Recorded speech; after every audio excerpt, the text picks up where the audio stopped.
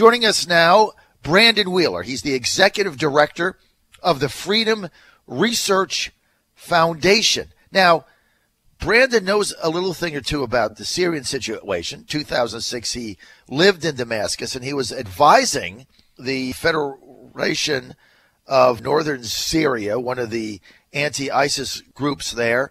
Now, he's been in over 90 countries. This guy's been all over the world. I've talked to him. He's unbelievably knowledgeable. Been to 90 countries. Growing up, he spent time in Africa. He's been all over the world, and he's very familiar with the Syrian situation. Brandon, great to have you with us, man. It's really good to have you to be on the show. Thank you so much for inviting me. You got it, bud. Now, we were at dinner the other night. We had a fascinating dialogue, which is why I asked you to come on the show. And I want to get right to it and right to the Syrian situation as it relates to the chemical attack that there's no question a chlorine bomb was dropped. But there's still people like me that are very suspect of whether Assad was the one that called the order to have the bomb dropped. And now, of course, French President Macron said today that he had evidence of it. You were there. You were an advisor. You were in Damascus. You've seen it all. What do you think happened, Brandon? Well, I think that there are two primary theories, and one of them I shared with you, and then the other one a fellow colleague brought up. And these are the two that I think most people on this subject are either in one of two camps. Either Assad did this as a way to demonstrate his resolve, his authoritarianism, his ability to continue to be a leader for a regime which he was never meant to be, because his brother was supposed to be the leader of the Assad regime and the legacy of Hafez Assad. And so he feels this need to be brutal and to be, very, very, deliberate in how he subjugates and eliminates people who try to depose him. The other possibility, and so there's that one camp which doesn't really align with any type of reason or logic when it comes to warfare or where he is right now, because he is really winning in so many ways, that he would then do this and jeopardize his position and galvanize support amongst the international community against him. It doesn't make sense from a strategic or even tactical military perspective.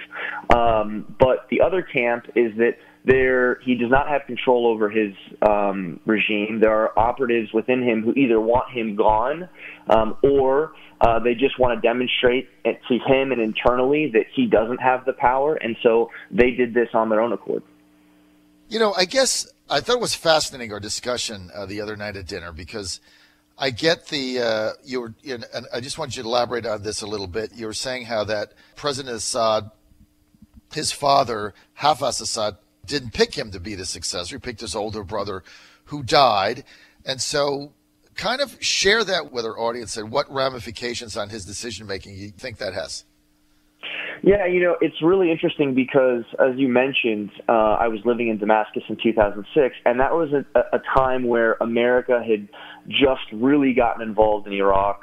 We had been in Afghanistan in some capacity for a number of years, but really, it wasn't a big buildup of an operation. We were just getting involved in these wars that now have dragged on for, almost 2 decades now.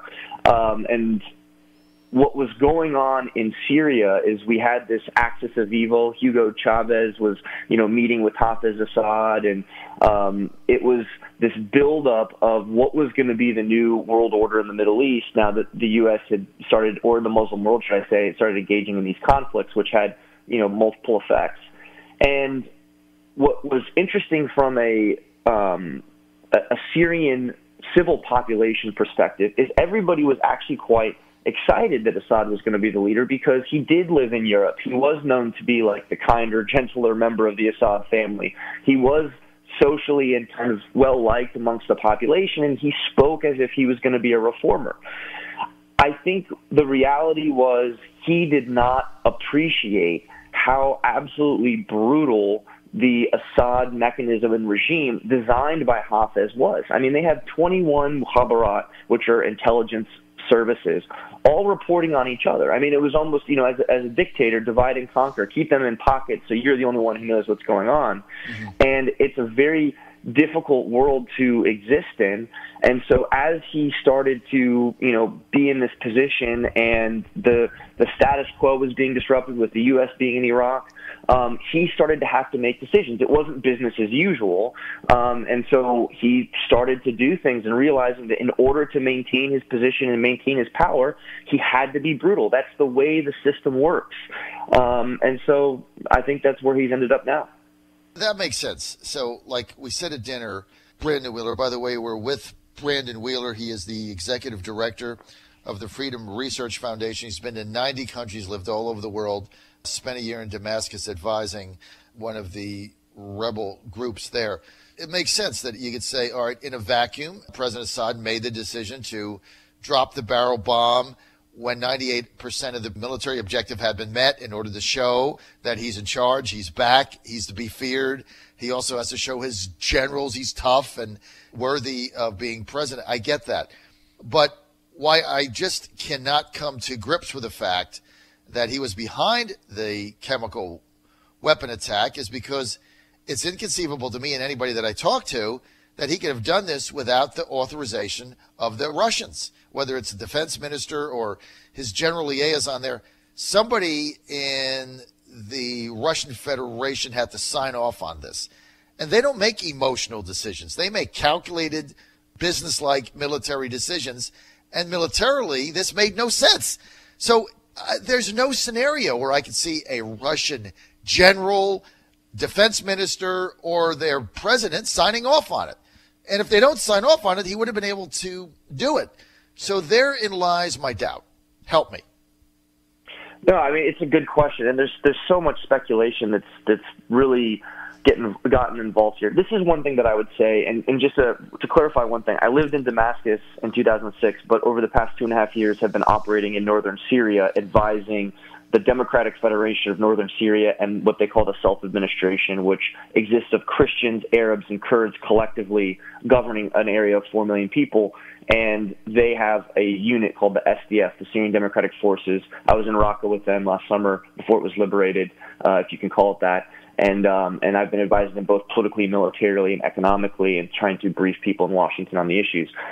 The point that you're making has a lot to do with understanding the mentality of what, as my father says, Putin, it was the Soviet Union, now it's Russia. You can change the sign on the building, but the business is the same. Putin is not an ideologue, okay, but he is a thug. And so the old communist eras, they had this ideology that they were continually trying to perpetuate. Putin doesn't care about the ideology. He cares about his inner circle, his power, his money, and maintaining that and continuing to drive it forward.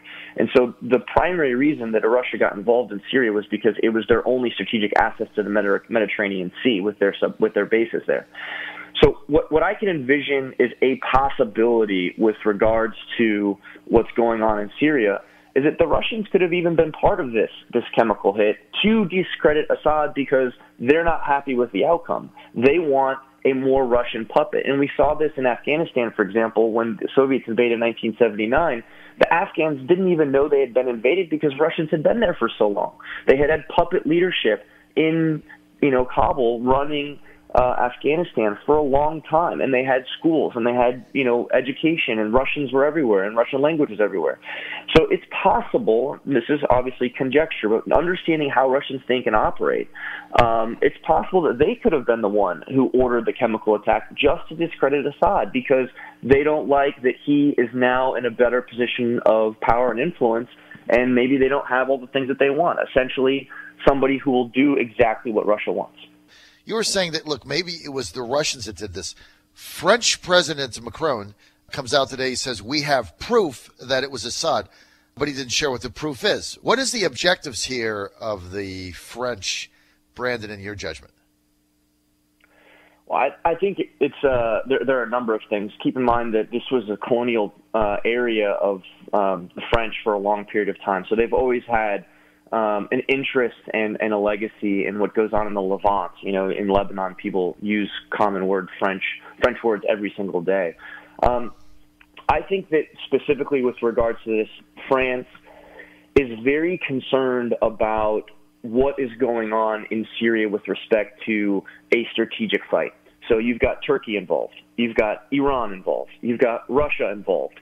You've got a number of Salafi Islamic Sunni terrorist groups involved. And France is concerned with a country that has been attacked multiple times over the past couple of years by Islamic fascist terrorists. They are concerned that this could be another hotbed or place where attacks could be driven back into Europe. So the French want the U.S. presence to stay in Syria in order to ease the refugee flow. Is that what I'm hearing? I think refugees certainly part of it, but also just a space, an area on the ground anywhere in the Middle East where much larger goals can be achieved. I'll give you an example. So you may have heard or have spoken on your show about what they're calling the Iran land bridge, which is I'm not kidding you, and I've actually seen this. It is a change of demographics along a roadway from Iran to go all the way to Israel. So when I was living in Damascus in 2006, you may recall that there was an offensive launched by Hezbollah on the northern part of Israel. And the first couple of days of that offensive were very worrisome. Hezbollah was able to do a lot of damage and almost roll up the Israeli army. Now, they finally realized the level of efficiency and the threat of Hezbollah and was able to defeat them. But now you have $150 billion of frozen assets that were released to Iran, and these riots in Iran were largely because the Iranian people never saw benefit of any of that money. That money went to expand their military proxies, the Hashd-e-Shaabi in Iraq and Hezbollah in Syria and Lebanon. And the Iranian people know that because their lives haven't gotten any better or easier since this money was given back to the regime. And so now you have a land mass, a road where they've changed the demographics to Shia populations with militiamen, these two major proxies of Iran, the Hezbollah and the Hashd-e-Shaabi. The Hashd-e-Shaabi is 160,000. Hezbollah is probably, upwards of a couple 100,000, maybe maybe even 500,000. They're better trained. They're combat veterans. They have money. They have resources. And it's very clear that they're looking to shape and change the battlefield within the Middle East in their favor, where they can control large swaths of land, and they are controlling them. So this is a concern for all major powers, but certainly a concern for France as well. All right. Great insight. I want to thank you, Brandon Wheeler. If people want to make a donation to your organization, the Freedom Research Foundation, where do they go? It's freedomresearchfoundation.org, and we are in the process of raising money for an Iranian activist who escaped Iran after the regime defeated the Shah and took over. She escaped. She's been living here as an activist. We want to bring her on board. She has two children, and unfortunately, due to circumstances that were not her fault, in fact, poor people around her, she's had to leave her job, and now it would be a blessing for us to bring her on board. And so we're in the process of doing a fundraising for her, and it's urgent and immediate so that she can come and work and help us continue to do the work we do for Freedom Research Foundation. All right, so they go to give that website again. It's freedomresearchfoundation.org, and we continue to do research on the ground, and we focus on helping groups who share common values that America has with individual rights, freedoms, liberties, Christians, Kurds, and Arabs alike who share our values, and we work with them to be able to build a future and political structures that we can live with, so we don't have terrorist groups taking over countries and land masses or Iran doing it. All right, we're out of time. I want to thank you, Brandon Wheeler, for being with us. Great insight, Executive Director, Freedom Research Foundation. You're on the John Fredericks Radio Network.